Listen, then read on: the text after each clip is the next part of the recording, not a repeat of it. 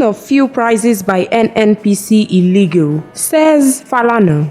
A Nigerian lawyer and human rights activist, Falana's son, has knocked the decision of Nigerian National Petroleum Company Limited and locally refined fuel, which are illegal, null and void. In a statement on Thursday, Falana said the move contravenes the provisions of the Section 205 of the Petroleum Industry Act. The decisions of the NNPCL to fix the prices of imported fuel and locally refined fuel are illegal, nullity and void as they contravene the provisions of Section 205 of the Petroleum Industry Act, which stipulates that the prices of petroleum products shall be determined by the market forces, he said. On September 5, 2024, the Executive Vice President of the downstream NNPC Limited, Mr. Adedapo Segun, explained that the Section 205 of the PIA, which established NNPC Limited, stipulates that petroleum prices are determined by free market forces in Nigeria. According to him, the market has been deregulated, meaning the petrol prices are now determined by market forces rather than the government or NNPC Limited.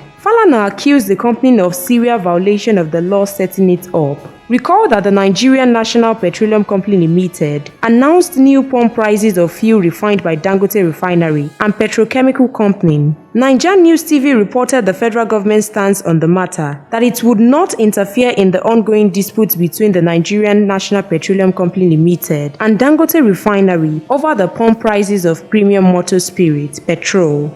Stay informed on NaijaNews TV for real-time updates, breaking news, and exclusive content.